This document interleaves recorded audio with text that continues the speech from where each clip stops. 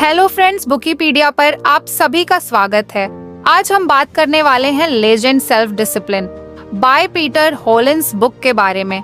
समीर एक ऐसा इंसान था जो हमेशा छोटी छोटी चीजों में हार मान लेता था। उसे अपने आप पर ज्यादा भरोसा नहीं था और न ही किसी बड़े लक्ष्य को पाने की हिम्मत करता था। उसकी जिंदगी किसी तरह की डायरेक्शन के बिना चल रही थी। एक दिन अपने शहर के छोटे से लाइब्रेरी में घूमते हुए उसकी एक किताब पर पढ़ी किताब का नाम था legend self discipline lessons from mythical and modern heroes on choosing the right path over the easy path. किताब का नाम सुनते ही समीर के मन में क्यूरियोसिटी जागी। उसने सोचा शायद यही वह चीज है जो मेरी जिंदगी में मिसिंग है। बिना ज्यादा सोचे समझे उसने वह किताब उठाई और पढ़ना शुरू किया। किताब का पहला लेसन था the power of choice over temptation. Sameer ने पहली लाइन पढ़ी। स्वनियंत्रण के बारे में मूल रूप से सोच समझकर किए गए चुनावों के बारे में है। यह शब्द सीधे उसके दिल में उतर गए। उसने किताब में आगे पढ़ा कि कैसे हर इंसान की जिंदगी में चॉइसेस ही उसकी डायरेक्शन तय करती है और यह सिर्फ बड़े डिसीजंस तक सीमित नहीं है। छोटी छोटी चीजें जैसे सुबह जल्दी उठना या जंक फूड अवॉइड करना असल में जिंदगी में बड़ा फर्क लाती है। समीर ने चैप्टर के दौरान एक उदाहरण पढ़ा। किताब में लिखा था इमेजिन एक वॉरियर खड़ा एक 4K रोड पर वन पाथ आसान और smooth leading to immediate pleasure while दूसरा है रॉकी और स्टीप लेकिन promise eternal glory at the end. यह सुनते ही समीर को लगा कि उसकी जिंदगी भी ठीक ऐसी ही है। वह हमेशा स्मूथ पाथ चुनता था जो इमीडिएट कंफर्ट देता था लेकिन लॉन्ग टर्म में उसे कहीं नहीं ले जाता था। समीर को अपनी एक पुरानी आदत याद आई। हर बार जब भी उसे पढ़ाई करनी होती वह संगीत सामने संगीत करते हैं, आप उसे कंट्रोल करते हैं। या वह आपको समीर ने पढ़ा कि सेल्फ डिसिप्लिन का असली मतलब है अपने चॉइस को कॉन्शियसली मैनेज करना। उसने सोचा मैं हर बार टेंशन के सामने हार क्यों मान लेता हूँ? क्या मुझे सच में पता है कि मैं किसे चूज कर रहा हूँ? किताब में मिथल जी के एक किस्से का जिक्र था, ओडिसियस नाम के एक ग्रीक हीरो की कहानी। जब वह और उसके साथी समुद्र के रास्ते अपने घर जा रहे थे तो उन्हें एक आइलैंड के पास से गुजरना पड़ा जहां सायरेन नाम की क्रीचर्स अपने मेस्मराइजिंग सॉन्ग से नाविकों को अट्रैक्ट करती थी। उनकी आवाज इतनी मोहक होती थी कि जो भी सुनता वह कंट्रोल खो देता और उनकी ओर खींचा चला जाता।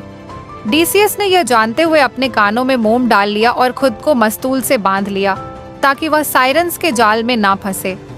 समीर को यह कहानी संगीत फेस्ट टिकट सिस्टम हो सकता है जो मुझे टेम्पटेशन से बचाए। समीर के दिमाग में एक आइडिया आया। उसने सोचा जब मैं संगीत को रजिस्ट करना जैसे जंक फूड खाना, उसे पता था कि वह खाना अनहेल्दी है लेकिन फिर भी वह चिप्स के पैकेट की तरफ हाथ बढ़ाई देता।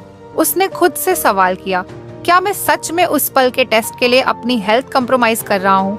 किताब में लिखा था कि टेम्पटेशन को रजिस्ट करना आसान नहीं है लेकिन यह प्रैक्टिस से सीखा जा सकता है। एक सिंपल टेक्निक थी, पॉज एंड रिफ्लेक्ट। जब भी कोई टेम्पटेशन सामने आए तो रुक कर खुद से पूछो, क्या यह चॉइस मुझे मेरे गोल के करीब ले जाएगी या दूर? समीर को यह टेक्निक बड़ी सिंपल लेकिन पावरफुल लगी।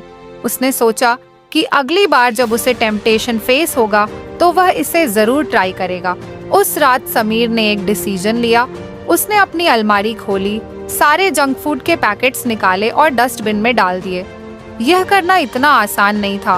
एक पल के लिए उसने सोचा शायद रख लेता हूँ, बाद में काम आएंगे, लेकिन फिर उसे किताब के वर्ड्स याद आए, चुनना सही रास्ता आसान रास्ते से बेहतर है।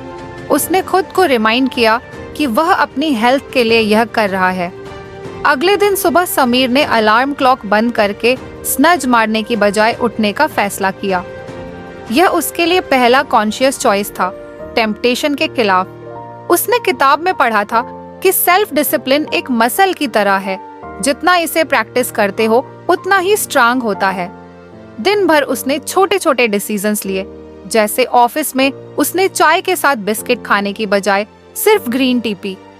उसने अपने लंच ब्रेक में संगीत ब्लेम करने का टेम्पटेशन जब चीजें गलत हो रही हो। अगर आपको हमारी फ्री समरी अच्छी लगती है तो आप हमारे चैनल को सब्सक्राइब कर सकते हैं, हमारी मेंबरशिप खरीद सकते हैं या हमें यूपीआई के थ्रू सपोर्ट कर सकते हैं। अब समरी पर वापस चलते हैं।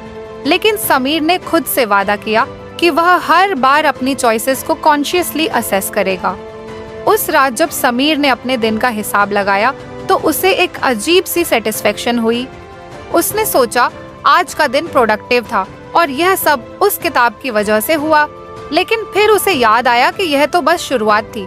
उसके सामने अभी और लेसन्स थे और हर लेसन उसे कुछ नया सिखाने वाला था। किताब उसके सामने थी और समीर ने उसे फिर से खोला। उसने सोचा आज मैंने टेम्पटेशन को रेजिस्ट करना सीखा, लेकिन अब मुझे जानना है कि अगले स्टेप में क्या है। उसने चैप्टर पलटना शुरू किया। समीर ने किताब के अगले पन्ने पलटे और देखा कि अगला लेसन था रोल मॉडल्स एज गाइड्स। उसने सोचा यह इंटरेस्टिंग है, शायद मुझे कुछ और नया सीखने को मिले। पहले पेज पर ही लिखा था कि learning from role models both mythical and contemporary can shape way we approach challenge in life. Sameer को यह लाइन पढ़कर अपनी जिंदगी की कमी महसूस हुई। उसने महसूस किया कि उसकी जिंदगी में ऐसा कोई रोल मॉडल नहीं था जिससे वह सीख सके। किताब में मिथल से एक और कहानी थी। इस बार यह ग्रीक हीरो संगीत हेराक्लियों से था। एक बार उसे 12 कार्य पूरे करने को कहा